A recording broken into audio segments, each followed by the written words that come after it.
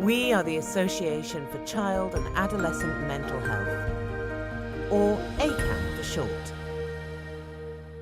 Hello, welcome to the Papers podcast series for the Association for Child and Adolescent Mental Health, or ACAM for short. I'm Umar Tasib, Professor of Psychology. My research focuses on special educational needs and mental health in childhood and adolescence. In this series, we speak to authors of papers published in one of ACAM's 3 journals. These are the Journal of Child Psychology and Psychiatry, commonly known as JCPP, the Child and Adolescent Mental Health, known as CAM, and JCPP Advances. All listeners to this, and indeed any of ACAM's podcasts, are eligible for a free CPD certificate. Do please visit acamlearn.org for details of this, together with information on how you can access hundreds of hours of free talks, lectures, interviews, all of which you can also get free CPD certificates for. The web address is acamlearn.org. That's acamhlearn.org. If you're a fan of our Papers podcast series, please subscribe on your preferred streaming platform. Let us know how we did with a rating or review, and do share with your friends and colleagues. Today I'm talking to Dr. Fatos Selita from the University of Oregon and Professor Yulia Kovas from Goldsmiths University of London. Fatos and Yulia are co-authors of the editorial in JCPP, For Better or Worse, Intended and Unintended Consequences of Science Communication. This editorial will be the focus of today's podcast. Thank you so much for joining me. Should we start with some introductions? Can you give us an introduction about who you are and what you do? Well, first, thank you for having us. Thank you for inviting me. My name is Fatos Selita. It so happened that I trained for several things. I trained as a barrister of England and Wales, then as a New York State attorney. Before that, I did a degree in military, and I also read for mechanical engineering. And more recently, I did a PhD in psychology. That has led to also now doing quite a few things. Among those, I have trained and taught communication for over 12 years now, and I teach in a few universities. So that's in a nutshell a bit about me. So my name is Yulia Kovas. I also have a very multidisciplinary background. So I studied literature and linguistics as my first degree, then psychology as my second degree, then social genetic and developmental psychiatry at the master's level, and then PhD in behavioral genetics. Also, I have a degree in pedagogics. And maybe it will kind of come through today that because of all this, I think we are particularly interested in communication and communicating messages, but also linking different disciplines. So natural sciences, social sciences, and humanities. So that's kind of like a lot of the work that we do together is in the bringing together disciplines. Thank you. I love the diversity of background that's coming to this conversation. I think it's going to be a fantastic and interesting conversation. Let's turn to your paper. Can you begin by giving us a brief overview? We co-wrote this paper with Alice Gregory, who has just started a new position at Royal Holloway University. Alice, Fatos, and I have written this paper based on a lot of our experience with the pitfalls of communication and miscommunication more broadly in science, but also in this field of child psychology and psychiatry, where Alice and I have contributed quite a lot of research in these fields, Alice even more than me. And so we wanted to kind of express some of the ideas about why communication can have actually often various unintended consequences, which may actually be very negative. And we were particularly inspired in this work by two of our recent papers. One has just come out and another one is about to be submitted, where we have shown that people's misunderstandings about some scientific concepts can actually lead to significant kind of misconceptions about treatments and about kind of courses of action that they can take for themselves and their children in terms of addressing some problems.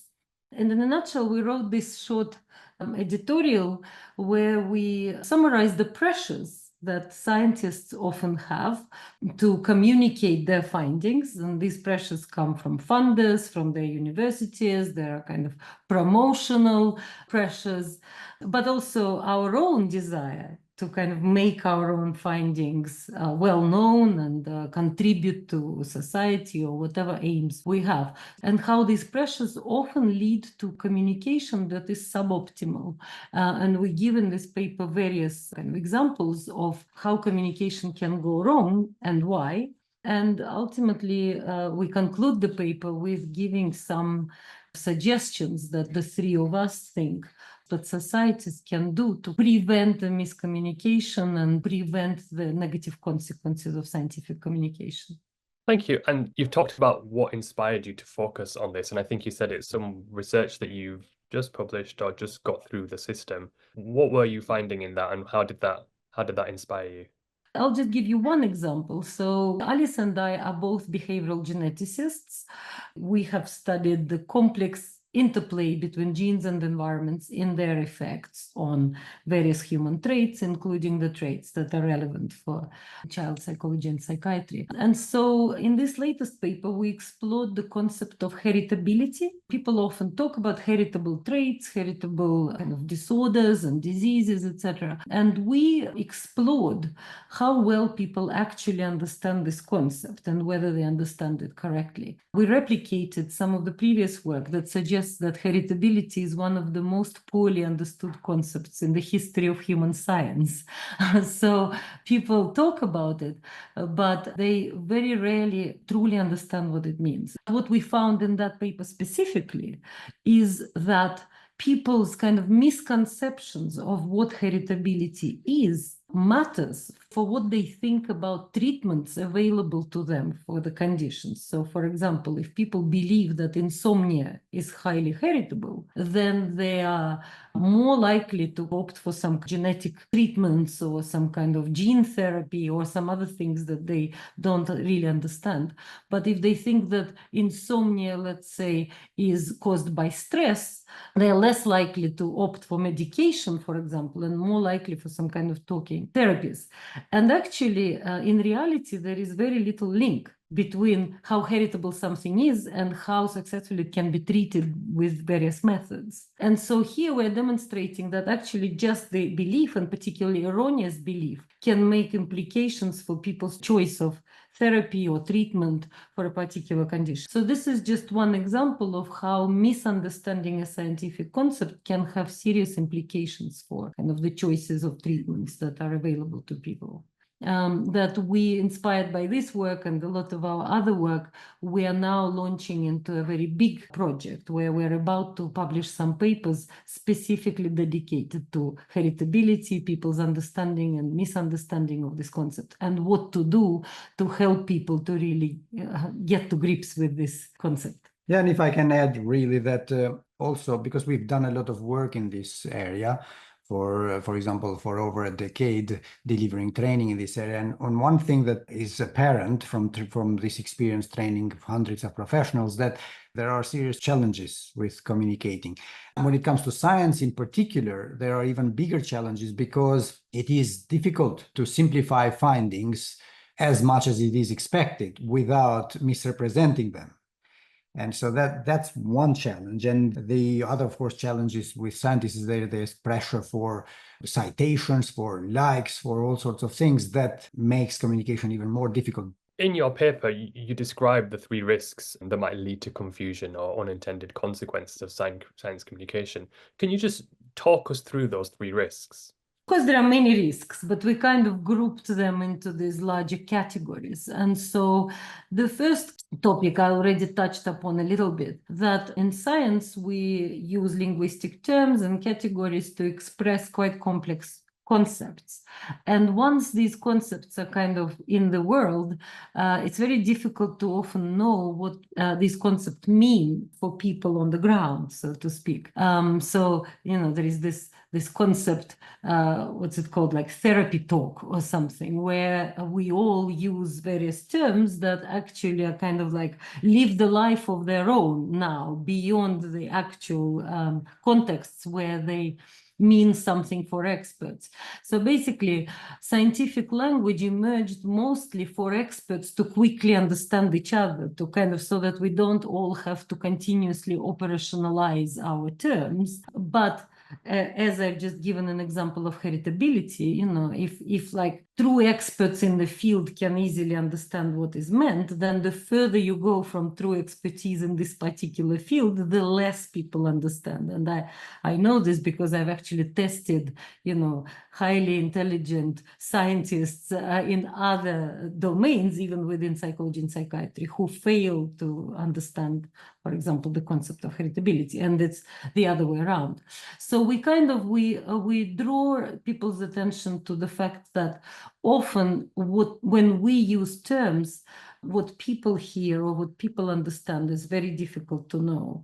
And I think that really we all, to a large extent, suffer from this curse of knowledge, where it's very difficult to imagine what it's like not to know something. And I will talk a little bit more maybe at the end when we come to key messages of what we think can be done to help us to use the right language, the language that is not misinterpreted. So another kind of key risk that we mention is risk of misinterpreting results. And this is really, it can happen on both levels. Scientists themselves are kind of known to overinterpret their results, or maybe present them in a way that they can be misinterpreted or overinterpreted even by experts. And then, of course, misinterpretation of results can happen on the ground. So people, when reading something or hearing something, may understand something that is not meant. Kind of example is the causation.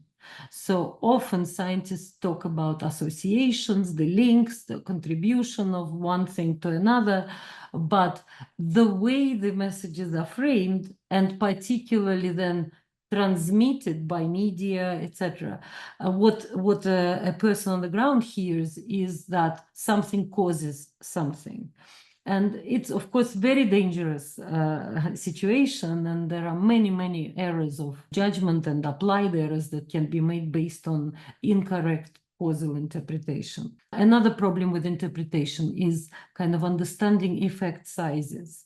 So that often, for example, my message could be that A contributes to B, but what a person may hear is that A causes B. And my initial contribution might have been very, very little, but because I don't mention it, what a person might hear is that A causes B entirely. And so that's how messages kind of get further and further from the truth. So, it is recommended that effect sizes are always mentioned and described. So a small association was found would be a true finding. And finally, another example that we use in this kind of misinterpreting results is that often what can happen is that the findings are at the average level. So we can say that on average, this and this is linked. But what we all know is that in reality, at the level of one person, this may not be true. But again, the messages are transmitted in such a way that people believe that this will happen and this will be true at the level of every case. And that's very problematic. And finally, we talk about time pressures, and this is a very important point, that we live in a very fast-moving era. When I was a PhD student, I was lucky to work on this amazing study, which produced a lot of very interesting findings. And I started talking to the journalists as a PhD student. And I found it extremely stressful, because again and again, I was faced with this situation where the journalist wanted something really fast, very brief, and they wanted the easiest, the simplest, the final message. What they wanted to hear is that A causes B. There was no time ever to think, to reflect, and as I will talk about later, maybe collect some empirical data on how to present this message. We are supposed to be communicating fast, and now beyond newspapers, my first interviews were in newspapers, and now we're talking about global world 5 seconds after the publication of the paper, and that presents enormous risks for misrepresentation of information. Yeah. I suppose where I want to go from that is, you talk about the potential for these risks, and I just want to get an idea of how much of a problem this is, or has been, or potentially will be. So Is there like a concrete example of where science communication in the field of child psychology and psychiatry has gone so badly wrong and it's had really bad unintended consequences? For me, as that I've trained in this field for most of my life, I find it a luxury to read something which is not non-scientific, that is not somewhat misrepresenting the findings. So it's a luxury to find those. But I think the most common examples are those of cause and effect, that you are this because of this, or if you have this, you have this. So, and without mentioning any particular things, but there are many titles like 3 genes discovered for crime, or these kind of things that actually can do serious damage. So they are, in a nutshell, misrepresentations are almost anywhere, and partly because it is difficult to simplify complex findings too much. And partly because of the things that Yulia mentioned, that it is now we are under pressure to sell papers, we are under pressure to get likes on social media, we're under pressure there are too many pressures that push us to making things such that other people find them instantly useful. If I may add to this, we are kind of, it's clear that we are trying to avoid the answering your question. And there are good reasons for that, because I think from a lot of work we have done, what we know is that, consequences or impact is very difficult to predict. So our intentions are clear, or at least, we think they're clear. So, for example, my intention is that my work is well understood and contributes to, improving the world one way or another.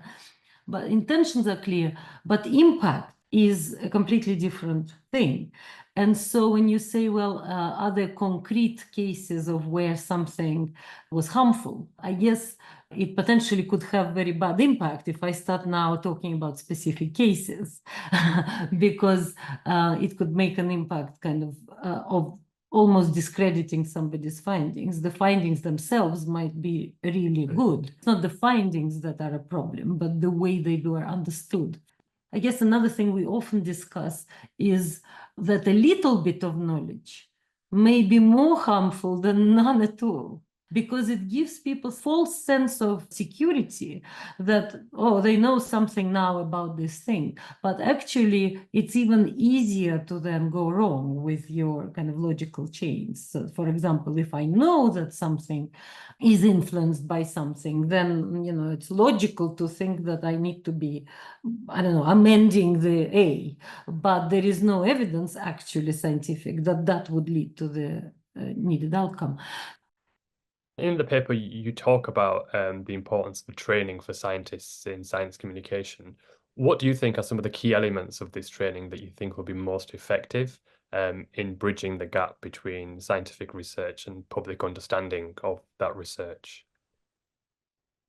Well, when it comes to training, obviously, communication is a complex field, so it requires a lot of training to get to an advanced level. But the good news is that with little training, you can also make significant improvements in impact. But if one was to choose to select what one must focus on, in general, it is for sure content creation or speech writing, also public speaking. Now, generally, these two are, especially the second, public speaking, is misunderstood as to what it includes, and also misrepresented in trainings, because it is seen as something more like speaking with confidence or speaking with excitement, when it is much more complex than that. It has to do with thinking of decision making. So you train, really, you include in training information or content that helps the person who is speaking or creating content tailor that content to having in mind decision making, how it affects the decision of the listener. And so these two areas, anyone who should take training on, because they affect our life, not only in science communication, but in almost all aspects of life, even in communicating with friends. So yes, I absolutely agree that most people believe that, good science communication is some kind of charismatic speaking, with great confidence. But actually, you know, the media and the internet is full of charismatic, confident speakers who propel all kind of nonsense and very simplistic messages that are really kind of popular psychology and have nothing to do with the research we are talking about. Another kind of element of training is this kind of predicting impact. Like imagine the decision making of your listeners or of your audience, kind of attempt to predict impact, measure impact. And actually, it's very difficult. It's very difficult. And so I'm beginning to think that actually we need time. So, for example, I'm writing a paper and I know that it needs to be communicated. It needs some kind of like time inbuilt into the system of scientific communication where I can pilot the impact, where I can, for example, have a focus group or have some kind of where I can present the message that I'm going to be presenting and assemble, gather data on how this message can be misunderstood. And, you know, it's incredible to see how something that you think is absolutely clear, what the audiences perceive often, which is completely different from, so often people say, so you mean, and they say something which is pretty much the opposite of what you're just saying. But you see, when we just simply put something out or record a TED talk or communicate in any kind of media, we have no idea. We have no such data. And I think the more we do that, the more we can find ways of kind of predicting better and better the outcomes. And on that note, in your paper, you make recommendations for how to avoid and mitigate the impacts of the key risks that we've spoken about. Can you summarize those for us? Some of them are kind of the usual, and we know them. So, for example, clarifying the jargon and the terms that we use, really explain to the audiences, whatever the audiences are, what we mean by different terms. Also, terminology changes over time. You know, there are in child psychology and psychiatry, there are a lot of examples of how we continuously adjust the way we talk about conditions and problems and issues. So, for example, you know, the big questions about spectrum disorders versus kind of single diagnostic categories, etc. And it's important, for example, not just to change labels, but to really keep track of why we're changing labels and what these changes mean and help our audiences to also kind of be on board with these changes. Because if we don't do that, then people get really confused. Like yesterday it was this, today it's this, like don't they know anything at all? And so we lose credibility as well. So we need to contextualize kind of our findings and the language that we use. As Fatos just said, the recommendation for training is very strong. So it's not about simplifying messages, but about understanding what you truly want to achieve. What's the impact that you want? And so, and another one is that these communication competencies, they need to be built and they need to be developed just like any other skill. For example, we invest a lot of money into training in research methods and acquiring, you know, new statistical packages and new approaches to data analysis, etc. And really the same culture needs to happen with the communication. We all as scientists or future scientists understand that communication has to be more important than ever before because our messages reach far and wide and fast. And so it really is very important that our messages are tailored. And actually, this is another thing that we discuss often. Why is now more important than ever? Is because before it would take you a long time to kind of send your message to enough people, through newspaper, through scientific journal, through a library where somebody will go and read it. But now we can achieve it very fast. So we can spend this time that before we spent on kind of like pushing papers around, we can actually spend on acquiring communication skills. So we should stop, pause, and present the best message we can.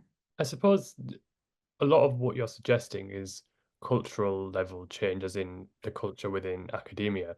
But as individual scientists, there is a pressure to publish and publish fast and communicate fast. And we need to do those things to get jobs, to get promoted, to get grants. What advice would you give to scientists or individual researchers about how to navigate this complexity? Well, it is difficult for researchers, especially when you are at a starting point. You have to you need to get citations, publications, and so on. But one has to really ask the question to themselves, what is most important to them, so that they get a job or that they don't misrepresent people. And so it has to be a balancing act for them. But of course, you can only answer that question well if you know how communication can damage. That's not easy to assess unless you've trained for it. It's sort of this, sort of an interesting circle here, that you need communication to know the damage, but then it gets a bit messy, basically. It's a very good point that the more these kind of discussions happen, the more it's obvious, it should be obvious to people that actually communication is so important, because it can have directly opposite effects from what we want to achieve if it's not communicated well. My kind of advice that I've given myself is that, first of all, evaluate whether the pressure is real. You know, a lot of the time it's kind of in our heads. We think that we need all these likes, or we need to put all of these media communications in order to get academic promotions, or kind of. But in reality, what is most important in academia is publishing good research. Publishing good research in reputable journals and get cited because it's good research. The simple truth is that there are people with excellent careers who have never done any kind of media exposure. So in that sense, maybe evaluate how important actually all this hype is, beyond the simple kind of intention of putting your research into the real world, where you think it will be doing what you want it to be doing. So that's one thing. Another thing to remember is that when we communicate via the media, for example, is that ultimately you are in control. It's your research, and research is usually years of work. So it's not just something simply that can be, that the journalist says, okay, I need something now, and I need it to be in a 5 minutes bite size. Okay. Why is the journalist doing that? And this is an important question, that we have actually different pressures and different agenda and different aims and different kind of intentions. Some people need to get advertising on their websites, some people need some other things. So here there are a lot of the time there's mismatch in agenda, and so you need to stand firm with your agenda. And here you can resist some things. And I more and more, for example, talk to scientists who refuse to talk to journalists, or who only agree to talk to journalists or other media platforms on their own terms, that they will see the final product before it's published, etc. So, remember that I think it should be more important to us what we want to achieve than anybody else's goals. And it's easier said than done, I'm sure. But if we remember that we control our findings, it's ours. And so if we work on how to best present this message, and then work with various partners in this system as partners, as mediators of our messages, then it will probably be a much better situation than it is now. There is another practical thing. If one shares things in simplified way and inevitably misrepresenting things, so you might get closer to your followers, but you might get further away from the knowledgeable people, because if you're a junior researcher and they see you are sharing things that not in a properly representing science, they will notice that you're not as good as you should be, in a sense, for that field. And so they will move away from you. And that's not, in a scientific community, that's definitely not something one wants to do, because you need to be closer to knowledgeable people to further the knowledge. Yeah, and I think that one of the things that I just wanted to pick up on, we've talked about this need for a cultural change in academia, and then we've talked about what scientists can do, and then we talked a bit about partnerships, and it's a collaborative effort. What can journalists and the general public do differently to try and understand science better? Yes, actually, you just kind of read my mind, because I was just going to refer back to an excellent concept you brought up, the culture. And it's not just academia culture, it's kind of the societal attitudes towards knowledge. In science, one of the most popular words is complex. But in popular science communication, this is a word that is rarely mentioned. So that's where we lose kind of in the transition from scientific finding to what the public sees, loses all the complexity usually. And so we need to bring the complex back together as kind of partnerships of communicators. And by communicators, we mean, of course, who you already mentioned, journalists, the media representatives, the scientists themselves, but also the kind of community of different professionals who we can call thought leaders. These are the people who can influence thoughts and decision-making of vast numbers of people. So this could be all kinds of professionals, teachers, lawyers, policymakers, all kind of media representatives, entertainment industries, etc. So these are all thought leaders. And I think if we kind of focus on the fact that scientific findings are complex, they're usually very small contributions. So very, very rarely it's some kind of breakthrough that will change the world. It happens, but we are far from developing penicillin. So these are small, small contributions. And that's okay. We should allow science to be that, to have small incremental contributions to knowledge, where we can allow this kind of like discussion what the findings can possibly mean, how they can be misinterpreted, etc. And that is changing the culture, the societal culture of consuming information. The three of us, Alice, Fatos, and I, have just applied for a grant, a major funding for exactly this, working with thought leaders from different kind of communities of society to try and change some of the kind of attitudes towards scientific information. Would that kind of stuff include more for the general public or people who are not academic researchers to think critically about science quite specifically? Critically about science, and I would say also critically about their own assumptions, views, and attitudes. So in our research, for example, that we have done with legal professionals, what we often found in that they would complete some kind of surveys where they would talk about like this is like this is like this, so give us some attitudes towards, let's say, genetic information. And then we would do more qualitative work, so some kind of focus groups where we would unpack some of the answers that people gave.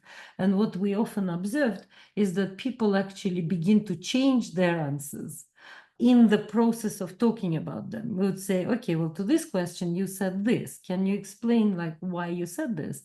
And then people begin to answer this. And then in the midst of the answer, they would say, well, actually, it seems like I should have said the opposite to this question, which kind of demonstrates, something we all know, that there is thinking fast and thinking slowly, and thinking slowly is less error prone.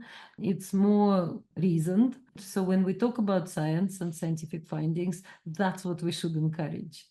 And you've touched on this on various parts of the conversation. What should we look out for coming up out of this, like other research that you're doing or the stuff that you've got planned on this topic? We have a major project on understanding heritability coming up. So as I mentioned, this is like the most misunderstood concept in science, or one of them.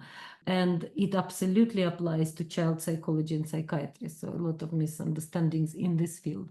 So watch this space. We will be hopefully publishing something that will both clarify the concept, but also analyze misconceptions about this concept. We are planning this research with the thought leaders about science communication. Very excited about that. And of course, Alice and I are working on all kind of empirical work in this field. So I'm working on a paper on anxiety at the moment, so which will be interesting and hopefully communicated in the best possible ways.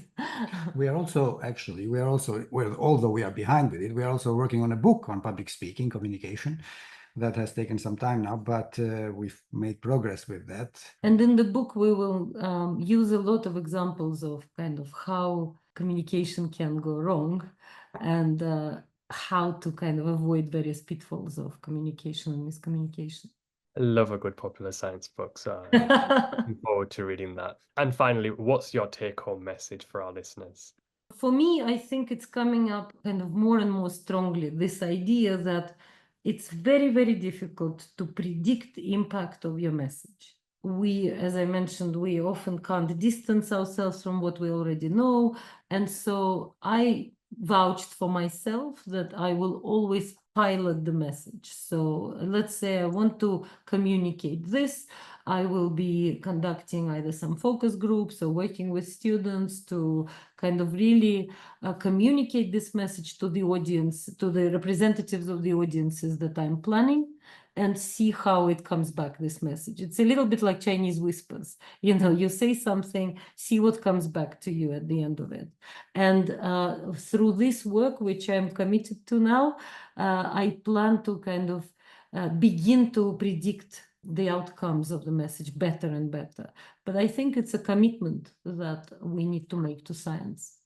Yeah, and if I could add, because this, what Yulia said, is very important, but if I could add, if there was another thing I could add, it would be that, one, if you believe in science, then if there is one thing worth investing on is communication skills. In my assessment, based on my knowledge, it is right there at the top with basic maths skills and literacy skills. It's the next after them from my assessment. So if one, and again, I emphasize, if you believe in science, then you must train for it.